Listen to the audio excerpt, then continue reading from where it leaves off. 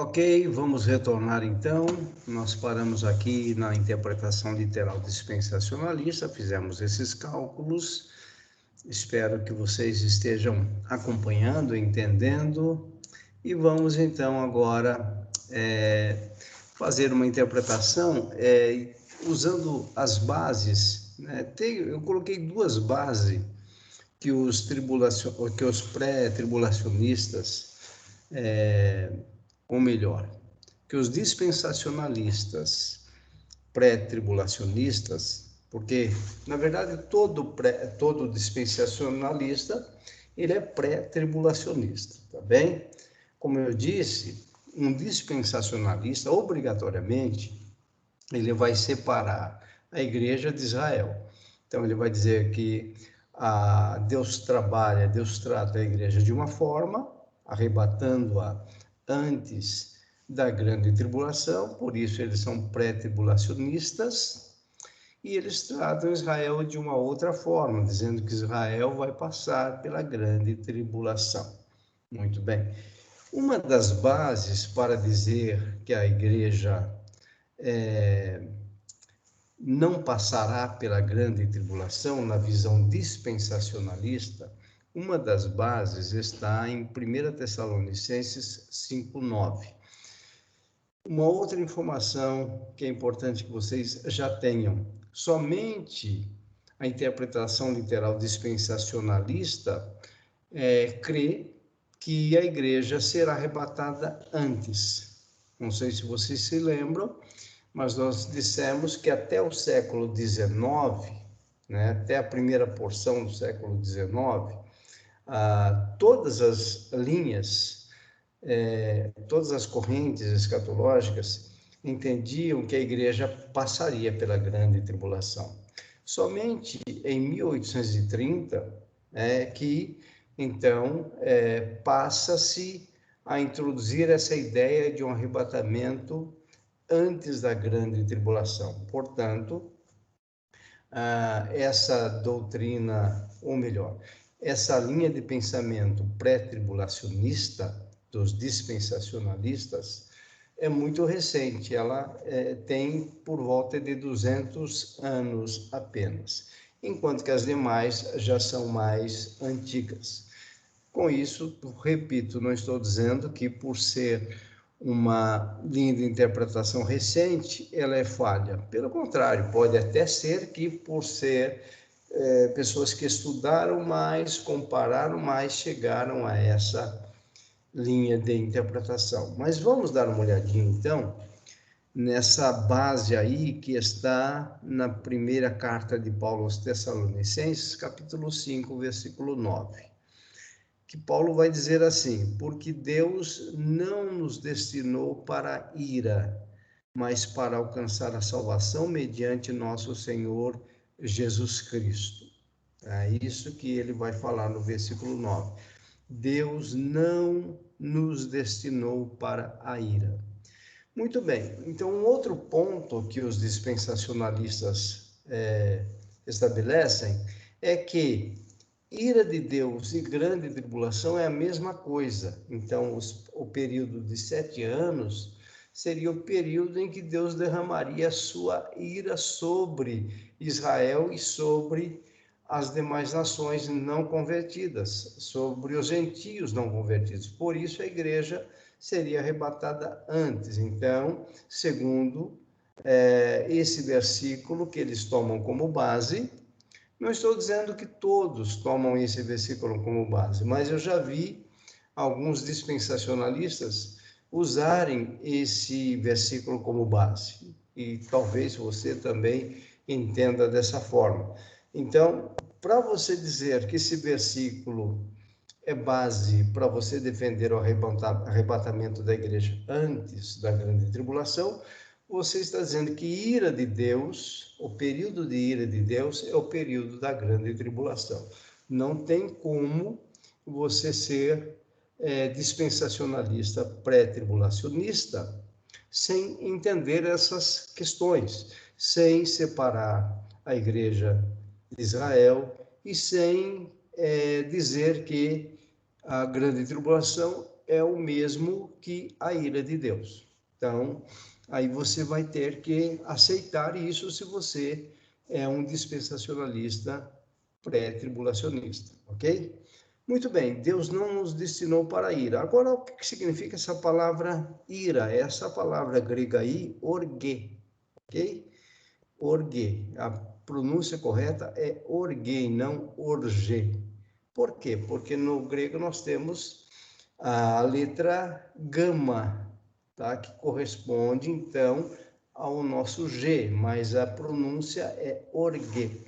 Então, essa palavra orgue, aí eu circulei esse círculo maior, nesse retângulo maior em vermelho.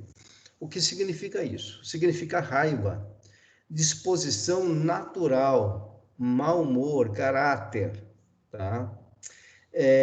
Movimento ou agitação da alma, impulso, desejo, qualquer emoção violenta, mas especificamente raiva. Raiva, ira, indignação, raiva, exibição e punição, por isso usado também para punição. Punições impostas pelos magistrados, mas aqui fica claro que Paulo utilizou a palavra orgue significando a ira de Deus. Por que a ira de Deus? Porque ele fala isso no versículo 9. Porque Deus não destinou para a ira. Qual ira? Ira dos homens? Não, para a ira de Deus. Então, Paulo está corretíssimo aqui, mas para alcançar a salvação. Então, vejam, essa ira aqui é ira de Deus. Então, seria essa indignação, a ira de Deus, que será lançada sobre todos os ímpios, ok? Então, nós não temos dúvida que essa ira é a ira de Deus. Agora, repito, se você é dispensacionalista pré-tribulacionista, porque todos os dispensacionalistas são geralmente pré-tribulacionistas. Você está dizendo que essa ira, então, ela tem a durabilidade de 4 anos e ela é a grande tribulação. Se for isso, você está corretíssimo, porque aqui está dizendo, Paulo está dizendo que Deus não nos destinou.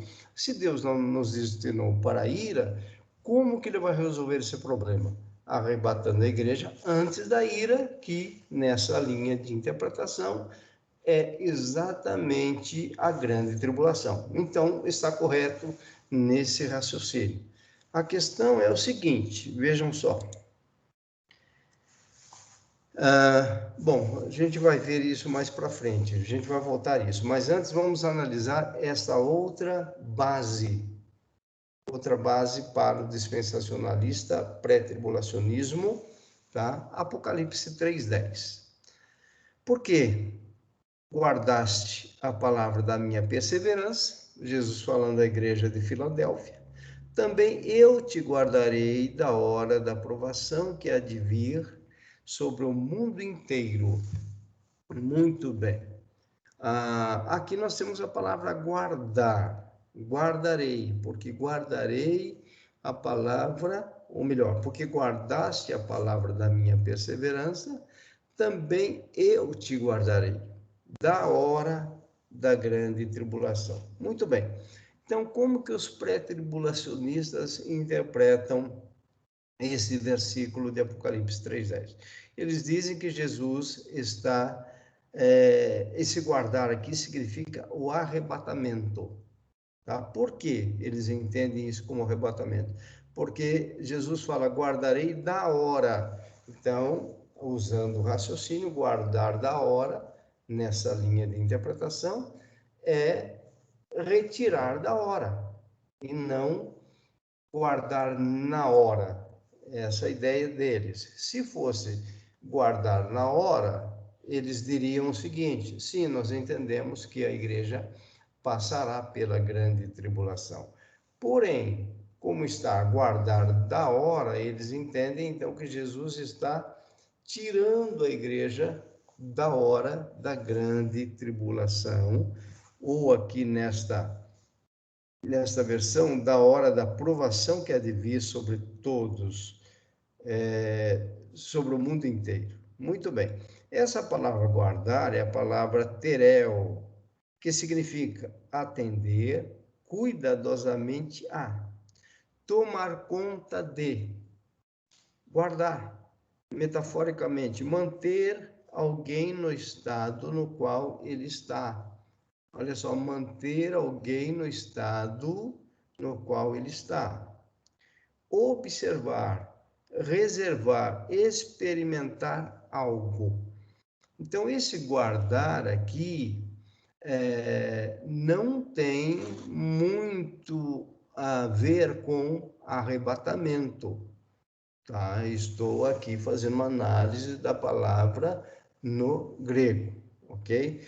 Então, esse guardar aqui, conforme nós estamos dizendo, tereo é uma palavra, é um verbo que está se referindo a manter alguém no estado no qual ele está. Então, se é manter no estado em que ele está, não significa uma retirada do estado. Não significa um arrebatamento especificamente. Estão entendendo? Então, novamente, nós vamos ter um problema nessa linha de interpretação. Agora, veja, repito, se você dizer e afirmar isso, e esse guardar é exatamente o arrebatamento que Jesus quis dizer, novamente você está correto, ou o dispensacionalista pré-tribulacionista está correto, tá? Porém, se você usar uma linha de interpretação mais firme, comparando palavra com palavra, nós não poderíamos afirmar com tanta certeza. Por quê? Por causa disso aqui, ó. Vejam só. Agora nós pegamos 1 Tessalonicenses 4,17. O que Jesus, ou melhor, o que Paulo escreveu aqui? Depois nós, os vivos, os que ficarmos, seremos arrebatados juntamente com eles, entre nuvens, para o encontro do Senhor nos ares, e assim estaremos para sempre com o Senhor. Essa palavra arrebatados é a palavra harpazo. Veja só, harpazo, o que significa harpazo? Significa pegar, levar pela força, arrebatar, agarrar, reivindicar para si mesmo ansiosamente, arrebatar. Então, o arrebatamento é algo instantâneo, é algo que nós não vamos estar esperando, assim, em termos de precisão. Vai ser um piscar de olhos, é algo muito rápido, então ocorre primeiro a glorificação, lembra na aula da glorificação, que significa que o nosso corpo ele foi glorificado, nós receberemos um corpo incorruptível, isso é instantâneo, nós não vamos nem perceber, não vai dar tempo de olhar, por exemplo, e ver, puxa vida, meu corpo está glorificado, e você começar a curtir o seu corpo, olhar no espelho e falar, poxa, que corpo lindo eu recebi. Não tem tempo para isso no arrebatamento. Imediatamente a incorruptibilidade toma conta de você, o seu corpo corruptível se reveste da incorruptibilidade, é isso que a Bíblia diz, e imediatamente, sem você perceber, você sofre esse harpazo, sofre o arrebatamento, esse um reivindicar para si mesmo, para Cristo, ansiosamente. É como ele estivesse vindo e pegasse você, porque senão você seria destruído por alguma coisa. Essa é a ideia. Imagine, por exemplo, uma criança, você está passeando com seu filho no parque e de repente você vê que vem uma moto numa velocidade impressionante e em direção do seu filho. Ou um cachorro ou alguma coisa para bater no seu filho, para ferir o seu filho. O seu filho está ali tranquilo, ele não está percebendo nada. Qual vai ser a sua atitude? Essa atitude aqui, você vai reivindicar o seu filho para si, mesmo ansiosamente. Você vai arrebatá-lo, você vai tirá-lo, ele nem vai perceber. quando cair a ficha dele, ele vai olhar para você e, sem entender nada, talvez ele pergunte: por que o senhor fez isso, meu pai? Mas o animal, ou a moto, ou o carro passou e você livrou seu filho daquele momento imediato. Essa é a ideia de arrebatamento. Então vejam que é um pouco diferente dessa ideia de guardar, tá? O guardar é manter alguém no estado no qual ele está. Então, qual é o estado que nós deveremos estar no momento da aprovação? Qual é o estado? O estado vai ser um estado de santificação, de perseverança, de fé, não no estado de apostasia. Então, a interpretação correta de Apocalipse 3:10 significa o seguinte: que Deus, o próprio Senhor Jesus, vai nos manter nesse estado. Ele vai nos guardar da hora, como? Nos mantendo firmes na fé, para que a apostasia não ocorra, para que nós possamos suportar a provação que há de vir sobre o mundo inteiro. Então, por causa desse suporte, por causa desse guardar de Deus a nós, nós vamos permanecer firmes, olhando para Cristo, autor e consumador da nossa fé. Essa é a forma de interpretação de Apocalipse 3:10. Então, se Jesus, vejam só, se Jesus quisesse dizer que ele arrebataria a sua igreja da hora ou da grande tribulação, ele usaria o mesmo termo que Paulo usou, harpazo, e não tereo. Então, seria esta palavra, harpazo, e não tereo. Ok? Eu espero que dessa forma vocês entendam que a nossa intenção aqui é trazer uma interpretação que tenha fundamentação bíblica, ok? Por isso que nós estamos indo buscar no texto grego para podermos analisar as questões, ok? Então essa é a ideia, e não combater os dispensacionalistas, por favor, ok?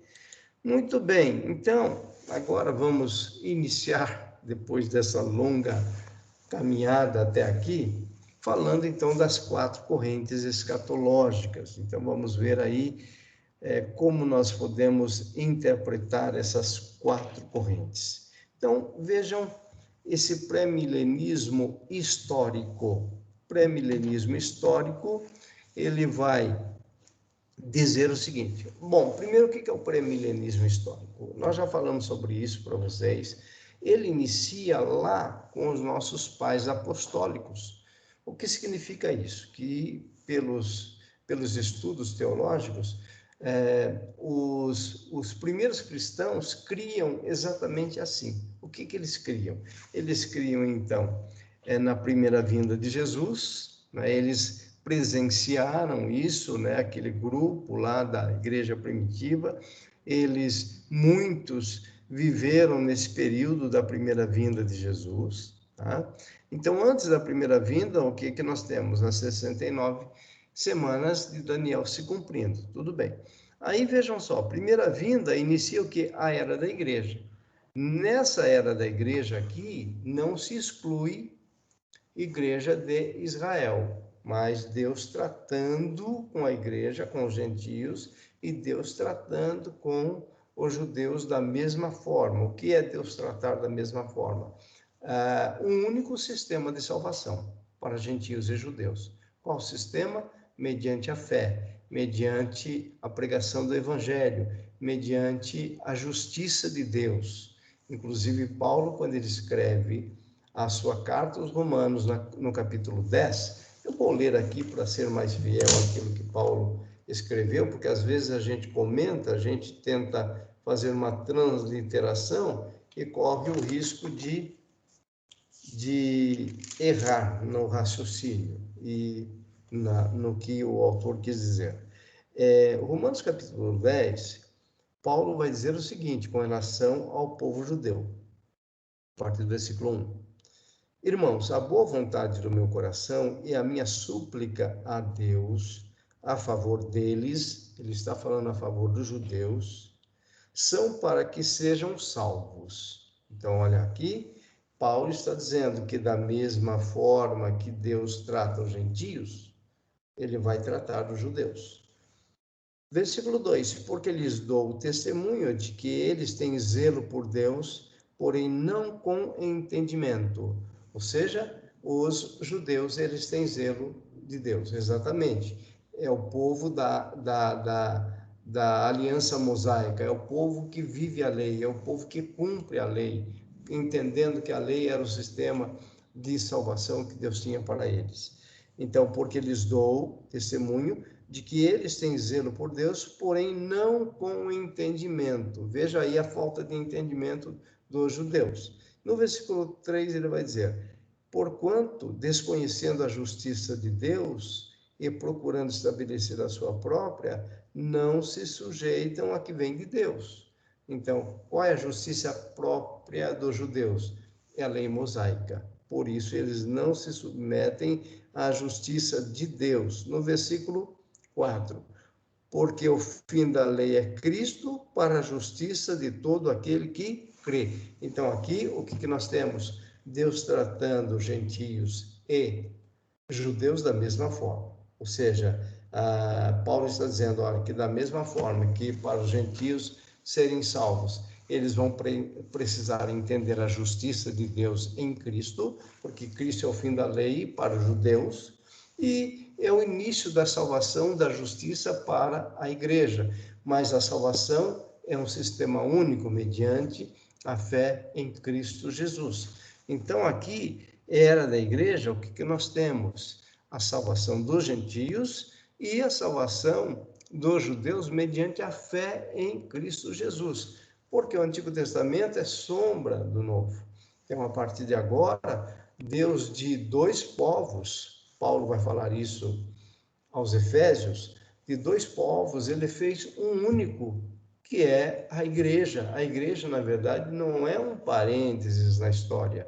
A igreja faz parte dos decretos de Deus antes da fundação do mundo.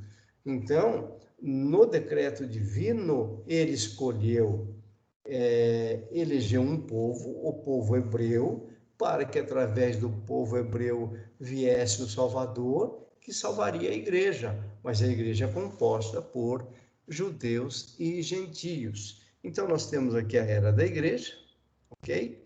Muito bem, aí a 70ª semana, está aqui, ó, GT, Grande Tribulação. Quem crê nisso? Pré-milenismo histórico.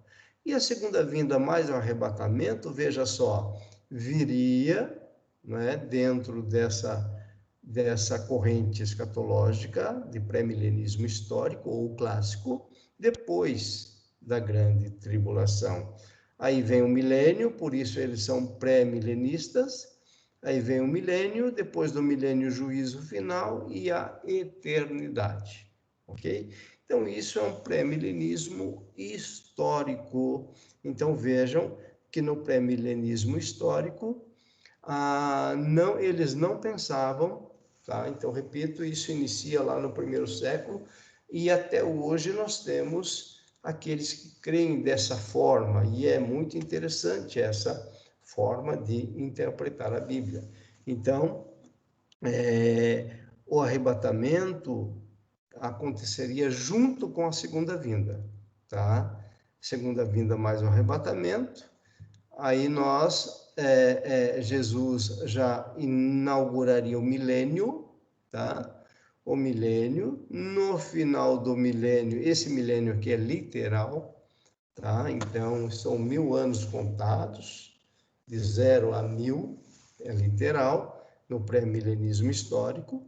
Depois do milênio, então, juízo final e eternidade, tá? Então, essa é uma corrente interessante, né? Muito bem. Aí vamos lá novamente para o pré-milenismo dispensacionalista, tá? Por que nós estamos, entre aspas, pegando no pé dos dispensacionalistas? Exatamente por ser uma corrente nova, de apenas 200 anos, tá? E por isso que a gente tem discutido muito bem isso, tá? E outra coisa, ela não é somente nova, mas é a única que geralmente é ensinada no nosso meio, tá? Então, todas as vezes que alguém vai falar sobre escatologia, todas as vezes não, a maioria das vezes, vocês vão perceber isso. Talvez já tenham percebido. Tanto é que é possível que você nunca tenha tido uma noção do pré-milenismo histórico. Tá? Então, sempre quando alguém vai estudar escatologia, ou nós fazemos um estudo de escatologia na igreja ou nas igrejas, talvez 90% vai falar sobre o pré-milenismo dispensacionalista, exatamente por aquela questão que nós já falamos em aulas anteriores. Isso nasce em 1830, a Assembleia de Deus, principalmente nos Estados Unidos, abraça essa corrente como sendo uma revelação de Deus. Isso vem para o Brasil, a Assembleia de Deus no Brasil abraça isso, e isso é amplamente divulgado nos últimos 2 séculos. Então, como sendo a última revelação de Deus a respeito das coisas dos últimos tempos. Então, nem se estudam as demais correntes, porque afinal de contas nós temos a revelação toda verdadeira. Então, não sei se é esse o pensamento, mas a impressão que dá é que só é esse o pensamento, porque só se ensina sobre isso. Então, vamos analisar aqui. Novamente, nós temos 69 semanas antes da primeira vinda, tudo bem até aí, vocês já entenderam. Era da igreja, ok? Aqui, então, eles já fazem a separação, né? Eu deveria ter colocado aqui a separação, mas não coloquei. Então, tem a era da igreja, durante a era da igreja tem aquela pausa, ou seja, Deus não está mais trabalhando com Israel, tá? Então, nós temos uma pausa aqui na era da igreja, Deus está trabalhando só com os gentios, é o tempo dos gentios. Muito bem. Daí, veja, antes da grande tribulação, o arrebatamento, é a primeira vez, então, a partir de 1830, que surge essa ideia do arrebatamento antes da grande tribulação. Antes disso, ninguém pensava assim, repito, tá? Então, o arrebatamento da igreja, exatamente por quê? Por causa daquela ideia de que Deus trabalha com os gentios, que formam a igreja, e Deus trabalha, então, com Israel, tá? E quem vai passar pela grande tribulação é Israel, é o povo de Daniel, e não a igreja. Então, para a igreja não passar pela grande tribulação, obrigatoriamente, a igreja precisa ser arrebatada antes da grande tribulação. É daí que surgem, então, aqueles filmes deixados para trás, e algumas novelas que vocês têm visto aí na televisão. Todos esses materiais de filmes e livros baseado no Deixados para Trás e algumas novelas, eles estabelecem como base essa ideia do arrebatamento antes da grande tribulação. Aí teríamos a segunda vinda. Na segunda vinda, Jesus desce com a igreja, ok? Por quê? Esse arrebatamento ocorrendo antes da grande tribulação, aí nós teríamos 7 anos de bodas do Cordeiro, enquanto que os judeus e os ímpios que ficaram estão passando por 7 anos de grande tribulação. Muito bem, terminado isso, aí, segunda vinda de Jesus, ele vai vencer o anticristo, ok? Na sua segunda vinda, juntamente com a igreja, e inaugura o milênio, 1000 anos com Cristo, no final de 1000 anos, juízo final, e depois a eternidade, novos céus e nova terra, tá? Então, a única dificuldade aqui está nessa questão do arrebatamento antes. Por que nós tratamos isso como sendo uma dificuldade? Porque, repito, as bases bíblicas para o arrebatamento antes da igreja, elas não são sólidas, elas não são realmente fortes ao ponto de nós dizermos não, a igreja será arrebatada antes. Então, essa é a grande dificuldade desse pré-milenismo dispensacionalista, que joga o arrebatamento, então, antes. E Deus está tratando apenas de Israel aqui na 70ª semana, que é a grande tribulação. Então, quem passa pela grande tribulação, nessa interpretação, é Israel e não a igreja. Muito bem. Vamos agora, então, para o pós-milenismo. Esse também é possível que vocês tenham ouvido falar o nome, mas não saibam, porque ninguém ensina, geralmente não é ensinado. E realmente o pós-milenismo, ele teve muita força até o século XIX. Inclusive, o pós-milenismo, ele é responsável pelas grandes missões que surgiram no século XIX. Então, graças a Deus, pelos pós-milenistas, porque por causa desta corrente escatológica, o evangelho começou a ser pregado com mais intensidade, missões foram levantadas, exatamente porque alguns homens de Deus creram nessa corrente escatológica, ok? Então, se você for ver, todas as correntes, elas têm os seus prós e os seus contras. Então, vamos dar uma olhadinha nessa corrente pós-milenismo. Então, novamente, os pós-milenistas, eles são preteristas. O que significa isso? Eles creem que as profecias, ou se não 100%, mas a maioria delas, se cumpriram até Cristo, ou no máximo até o ano 70 depois de Cristo.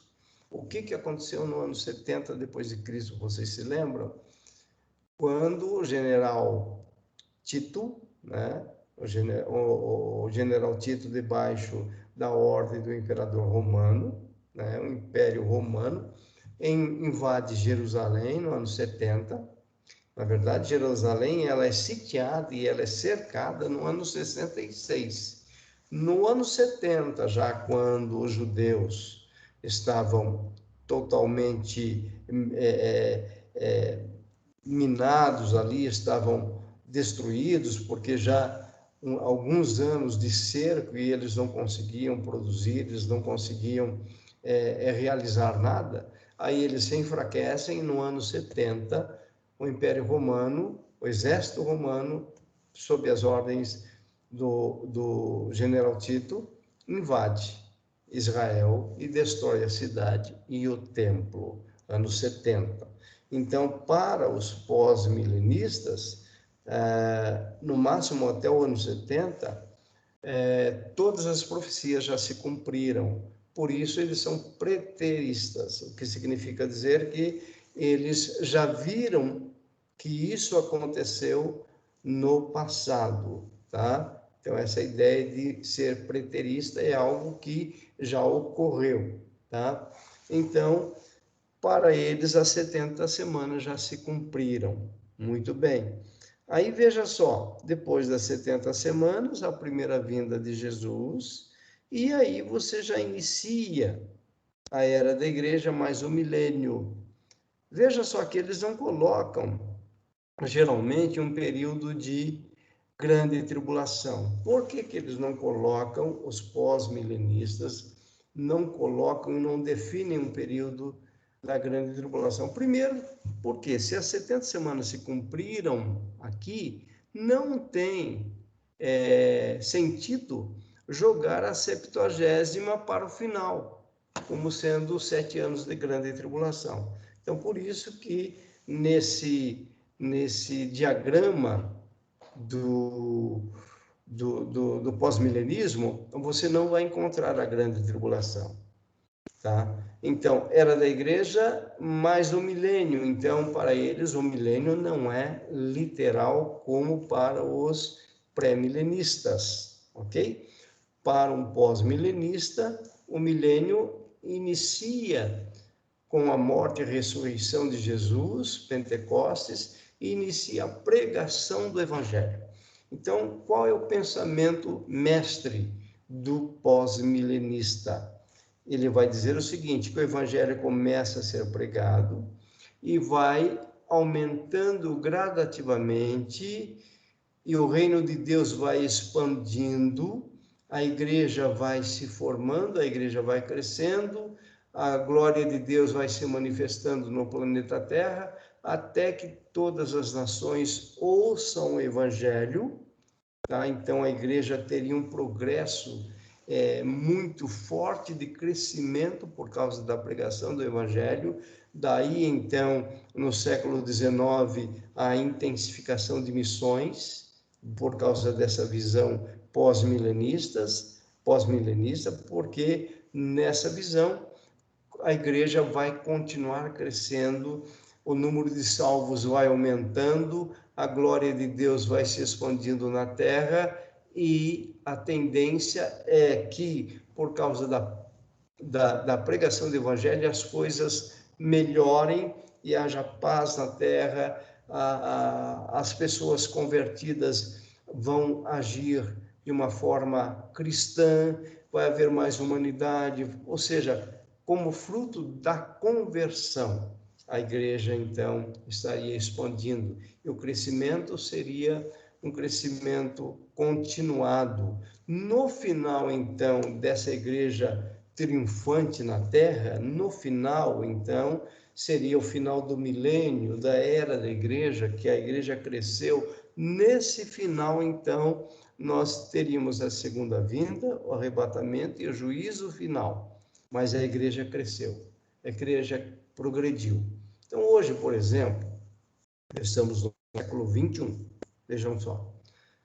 No século XXI, no Brasil, vamos analisar apenas a questão do Brasil. Nós temos por volta de 20% de evangélicos. O que significa isso? Nós temos 200 milhões de habitantes. Na verdade, são mais, tá? Mas vamos lá, 200 milhões de habitantes. 20% de 200 milhões significam 40 milhões, ou seja, 40 milhões de brasileiros são evangélicos. Muito bem. Agora, nesses 40 milhões, você pode incluir todas as denominações, inclusive testemunhas de Jeová, mórmons, adventistas do sétimo dia, congregação cristã, as igrejas pentecostais, neopentecostais, como Mundial, como a Universal. Então, todo esse povo está incluso nesses 20%. Tá? Então, é isso que é considerado. Muito bem, isso é Brasil. Agora vamos pegar, por exemplo, a igreja na janela 1040. Não sei se vocês já ouviram falar na janela 1040. A janela 1040 é uma faixa de terra que pega do norte da África toda a Ásia. Nessa faixa de terra, chamada janela 1040, nós temos por volta de 60% da população mundial. A população mundial hoje está chegando perto de 8 bilhões de seres humanos. 60% de 8, 6, 8, 48. Vamos diminuir para 4 bilhões. Tá? 4 bilhões de seres humanos habitam nessa faixa de terra chamada janela 1040. É exatamente nessa faixa que nós temos os países mais populosos, como Índia, como China. Tá? É exatamente nessa faixa que nós temos o islamismo, o hinduísmo e o E tem um outro ismo aí. Então, nessa faixa de terra, e o budismo, tá? Então, islamismo, hinduísmo e budismo, todas essas pessoas têm essas religiões. Então, o que que acontece? O islamismo já ultrapassou o cristianismo, ok? Então, vejam só, qual é a porcentagem de evangélicos nessa faixa de terra? Em torno de 2%. O que significa dizer que nós temos povos não evangelizados. Quantas nações tem o mundo? Mais de 200 nações, mais de 200 países. E nem todos os países foram evangelizados ainda. Por causa dessas estatísticas, o pós-milenismo perdeu credibilidade. Porque nessa visão do evangelho progredir, ele já deveria ter entrado na janela 1040 e o povo e o cristianismo já deveria ser, no mínimo, a maior das religiões. E não é. Infelizmente, não é a realidade. Então, o que, que acontece? A partir do século XX para o século XXI, o pós-milenismo perdeu força como corrente escatológica. Então, já estão eliminando o pós-milenismo como uma corrente escatológica. Da mesma forma, vamos supor que a igreja comece a experimentar, tá? Queira Deus que não, tudo bem? Eu gostaria muito que a igreja fosse arrebatada antes da grande tribulação. Mas vamos supor que a igreja não seja arrebatada antes e nós percebamos que a grande tribulação iniciou. Por falar nisso, inclusive, os dispensacionalistas, eles creem que a grande tribulação vai ter um grande sinal que nós vamos ver, que é a assinatura do Tratado de Paz de Israel com as demais nações. A partir do momento que for assinado esse Tratado de Paz, então nós teríamos o início ali, a igreja veria isso e logo depois seria arrebatada antes da grande tribulação, porque aí nós vamos ter a manifestação do anticristo e a igreja não passaria por essa manifestação, por essa ação do anticristo, tá? Muito bem. Então, voltando aqui para o pós-milenismo, acabou perdendo a credibilidade. Então, vamos supor que a igreja também entre na grande tribulação. Quem é que vai perder credibilidade? Os dispensacionalistas, tá? É lógico que tudo isso só vai se fechar a partir do momento que as coisas acontecerem.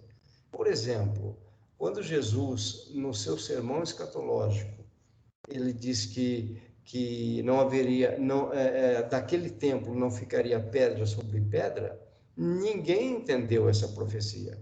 Hoje nós entendemos por causa da invasão romana no ano 70 depois de Cristo, como nós falamos. Para nós hoje interpretar aquilo que Jesus falou está muito simples, mas quem lia no ano 40, no ano 50, no ano 60, não entendia quando é que o templo vai ser destruído. Eles não entendiam. Da mesma forma que nós ainda não temos clareza e entendimento com relação ao arrebatamento da igreja. É isso que nós estamos dizendo. Então, essa corrente perdeu força. Agora tem uma outra corrente chamada amilenismo, que também é interessante. Vejam só, tá? Mas também não é perfeita, como nenhuma é perfeita. O que nós temos no amilenismo? Nós temos 69 semanas se cumprindo, aí nós temos a era da igreja e mais milênio. Eu coloquei aqui apenas o milênio. Por quê? Para o amilenista, ele não crê num milênio literal. Ele crê num milênio que vai da primeira vinda até a segunda vinda, ok? E a 70ª semana, como que um amilenista enxerga? Sendo uma semana grandona, tá? Então, se você tem um pensamento muito literal, essa ideia de uma semana grandona, que já dura quase 2000 anos, fica muito difícil você aceitar. Por isso que eu repito, todas elas tentam explicar alguma coisa, mas todas têm as suas falhas. Então, dentro dessa corrente amilenista, nós temos um milênio aqui, já durando quase 2000 anos. No final do milênio, nós teríamos a grande tribulação, que seria esses 3 anos e meio curtos porque, segundo eles, Jesus fala no sermão escatológico que se aqueles dias não fossem abreviados, nem os eleitos seriam salvos. Então, depois da grande tribulação, por isso eles são pós-tribulacionistas também, segunda vinda, mais arrebatamento, mais juízo final. Tá? Então, veja, como para um amilenista o milênio já ocorreu, ou o milênio está em processo, durante a era da igreja, nós estamos vivendo o milênio, nós estamos vivendo a 70ª semana de Daniel, essa semana grandona, que tem 3 anos e meio longos, que dura anos, e vamos ter 3 anos e meio curtos, que seria a grande tribulação, em que Jesus, depois dessa grande tribulação, virá uma segunda vez, arrebatará a sua igreja, mais juízo final. Então, depois do juízo final, nós teríamos o que? A eternidade, ou seja, novos céus e nova terra. Então, pessoal, nós vamos encerrar aqui hoje, por causa do nosso tempo, e daremos continuidade na próxima semana, ok? Para que vocês possam ter muito claro essas correntes escatológicas, para que vocês possam estudar e, de repente, vocês falarem, não, eu não creio em nenhuma dessas, eu creio desta forma. Repito, não tem problema. A base principal é saber que Jesus virá. Nós não temos dúvidas com relação à segunda vinda de Jesus, isso é incontestável. Jesus virá, a igreja vai ser arrebatada, se antes, no meio, depois, não importa, mas o arrebatamento acontecerá. Se houver milênio, glória a Deus. Se não houver e entrarmos direto na eternidade de novos céus e novas terras, para nós também o que vier é lucro. O milênio será maravilhoso, sem dúvida nenhuma, porque seria um milênio de justiça com Cristo, debaixo de um governo teocrático, divino. Quem não quer viver nessa terra com um governo divino? Então, se o milênio for literal, glória a Deus. Se não for e iniciar após, então, a segunda vinda, o arrebatamento, o juízo final, nós estaremos livres da ira, aí sim, tá? Dentro da visão milenista, eles separam grande tribulação da ira. A ira aconteceria onde? No juízo final. Então, a igreja foi arrebatada, aí vem o juízo final, destruição desta terra e novos céus e nova terra, nesta corrente escatológica chamada de amilenismo. Ok? Então, por questão de tempo, nós paramos aqui e continuaremos, então, na próxima semana, se Deus quiser.